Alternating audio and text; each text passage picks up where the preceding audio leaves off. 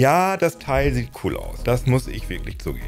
Als Nerd mag ich natürlich die Ästhetik der Tron-Filme und in diese Kerbe knallt das Nothing Phone direkt rein mit diesen neonröhrenartigen Lichtstreifen. Und mit Nothing OS läuft laut Werbung auch ein eigenes Betriebssystem auf dem Phone 1 oder Phone One, 1 in Klammern geschrieben. Da haben die Marketingleute alle Register gezogen, das Ding möglichst von der Konkurrenz abzuheben. Der Hype ist auf alle Fälle groß und wir haben das ab 470 € teure Telefon schon auf Herz und Nieren getestet. Und die große Frage ist das einfach ein stinknormales Android-Mittelklasse-Telefon in einem coolen Gehäuse? Oder womöglich sogar ein schrottiges Telefon in einem coolen Gehäuse?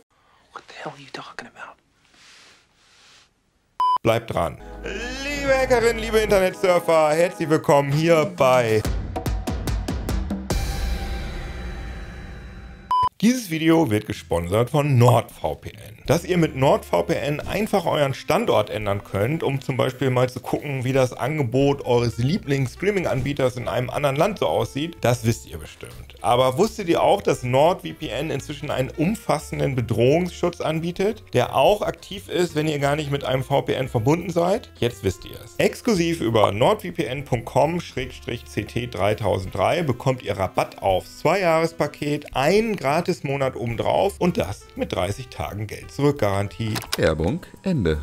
Yo, das ist es, das Nothing Phone 1. Offiziell erst vor 3 Tagen vorgestellt, haben wir es schon ausführlich durchgetestet. Also ich und mein Kollege Steffen vom CT-Magazin. Da das Gerät noch nicht im Handel ist, ist das hier jetzt ein Leihgerät von Nothing. Tja, und vorab muss ich sagen, dass ich das ganze Smartphone-Business ziemlich langweilig fand die letzten Jahre. Da war außer vielleicht Faltphones und 120 Hertz Displays nichts an Innovationen dabei, was mich ansatzweise begeistert hätte. Wo ist the latest shit? Ne? Wo ist das denn? Ich kann mich noch daran nicht mehr erlabern. Das muss doch weitergehen. Aber das Nothing-Marketing, das hat bei mir verfangen. Einfach weil da in den letzten Monaten immer mal wieder Fotos und Videos in meinen Social-Media-Timelines auftauchten. Und das Ding sieht halt echt mal anders aus als die immer gleichen Handy-Briketts, wo der einzige Unterscheidungsfaktor die Zahl und Anordnung der Kameraöffnung ist. Da bin ich aber auch natürlich voll in die Marketingfalle getappt, denn da ist Nothing ziemlich gut drin. Gründer des Unternehmens ist Carl Pei. Der Mann ist erst Anfang 30 in Schweden aufgewachsen und hat bei Nokia, dann bei Meizu und dann bei Oppo gearbeitet. Tja, und dann hat er 2013 mit Pete Lau OnePlus gegründet. OnePlus hat das Marketing-Game von Anfang an super gespielt. Die hatten ja so ein Einladungssystem, sodass man sich ganz exklusiv gefühlt hat, wenn man ein OnePlus-Telefon vorbestellen durfte. Und dann gab es meines Erachtens nach ziemlich behämmerte, also im wahrsten Sinne des Wortes, Marketingkampagnen. Also erstmal Destroy the Past, wo Leute auf Social Media Videos posten sollten, in denen sie ihre alten Handys zerstörten und dafür dann die Chance hatten, für $1 ein OnePlus-Telefon zu kaufen. Oder die Ladies First Aktion, wo Frauen Fotos von sich mit ihren OnePlus-Smartphones posten sollten und die Fotos dann mit Likes bewertet wurden. Schwierig. Naja, OnePlus stach jedenfalls damals aus der Masse der Android-Hersteller heraus, vor allem, weil es da gute Qualität zu einem günstigen Preis gab. Inzwischen ist OnePlus aber wieder einer von vielen und das hat vielleicht auch damit zu tun, dass Carl Pei vor 2 Jahren ausgestiegen ist, um eben Nothing zu gründen. Und da wären wir wieder beim Marketing-Talent von Pei. Bei Nothing hat er es diesmal mit großen Namen geschafft, dass Leute aufmerksam auf die neue Handymarke wurden. Zu den Investoren gehören nämlich iPod-Erfinder Tony Fadell, Twitch-Mitgründer Kevin Lin, Reddit-Chef Steve Huffman und das YouTuber-Urgestein Casey Neistat. Aber okay, genug Vorgeschichte. Wie ist das Nothing Phone denn jetzt? Ich fange mal mit dem Hardware-Design an, denn das ist ja, wenn man ehrlich ist, das Wichtigste bei dem Ding. Generell nimmt das Nothing Phone die Designsprache der teuren iPhones auf, also ein kantiger Metallrahmen, der Display und Rückseite zusammenhält. Das Nothing Phone ist aber leichter als das iPhone und fühlt sich beim Anfassen weniger wertig an. Sieht aber wirklich von vorne und von der Seite sehr ähnlich aus. Von einer iPhone-Kopie würde ich aber nicht sprechen, denn schließlich hat es ja die besondere Rückseite. Das lustige LED-Gelöte da nennt Nothing Glyph, also Bildzeichen auf Deutsch. Was für ein Bild das Ganze ergeben soll, ja, unklar. Auf alle Fälle sieht es cool aus und man kann die einzelnen Bereiche sogar leuchten lassen, wie so eine kaputte Leuchtreklame. Aber nur, wenn jemand anruft oder eine Benachrichtigung reinkommt. Dass das Teil einfach nur beim Rumliegen so ein bisschen vor sich hin blinkt, das geht zumindest zurzeit noch nicht. Ich würde das ja gut finden, wenn das noch eingebaut werden würde. Völlig irrelevant jetzt an der Stelle, aber da hinten ist übrigens ein Elefant zu sehen, wenn ihr genau hinguckt. Jeweils 10 Klingel- und Benachrichtigungstöne mit dazu passenden Blinkmustern sind vorinstalliert. Die Töne haben alle diese typische Teenage Engineering Pieps Retro Sound Ästhetik. Das muss man mögen. Ich find's nett.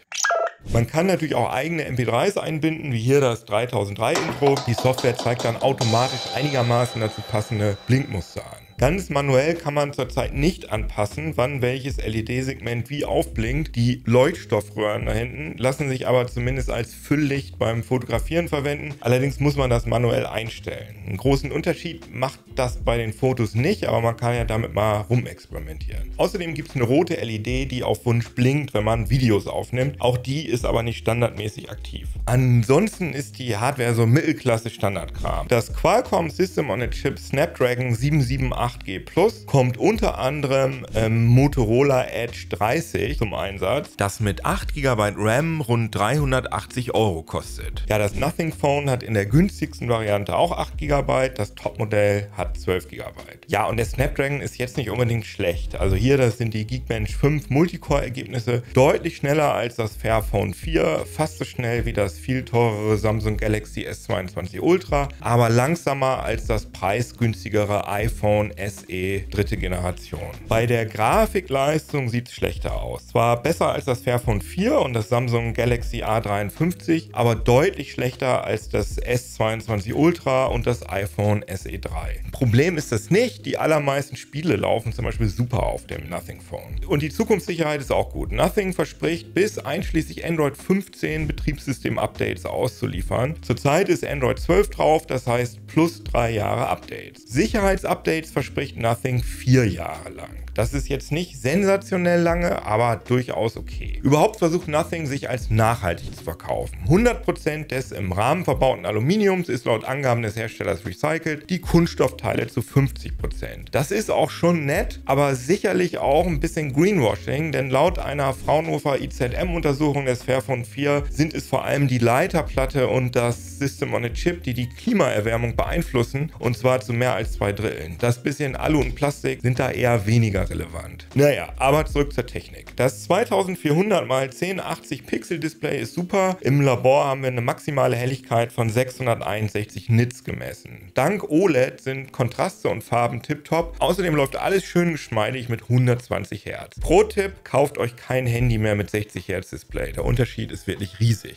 Ja, und der 4350 mAh Akku sorgt für echt gute Laufzeiten. Beim Abspielen eines YouTube-Videos mit 200 Nits Bildschirmhelligkeit hält das Nothing Phone 20,7 Stunden lang durch. Das ist im Vergleich mit der Konkurrenz ein wirklich guter Wert. Okay, und jetzt zur Kamera. Da hat Nothing im Vorfeld doll Marketingwelle gemacht. So, oh, wir haben uns auf das Wesentliche konzentriert und dafür das ganz toll gemacht. Und ja, richtig, andere Hersteller ballern 5 Kameras ins Gehäuse, wovon nur eine brauchbar ist. Nothing baut halt 2 ein, eine mit Weitwinkel und eine mit Ultraweitwinkel. Das sind tatsächlich die beiden Brennweiten, die man meines Erachtens nach am häufigsten braucht. Aber auch hier ist der Qualitätsunterschied schon deutlich sichtbar. Ultraweitwinkel ist kontrastärmer, unschärfer und kann kein 4K-Video. Die Hauptkamera dagegen ist ordentlich. Da steckt ein Sony IMX766 Sensor drin, den viele Mittelklasse-Handys nutzen. Unter anderem das OnePlus Nord 2 für 345 €. Nothing holt da wirklich einiges raus. Hier mal eine Aufnahme im CT-Fototestlabor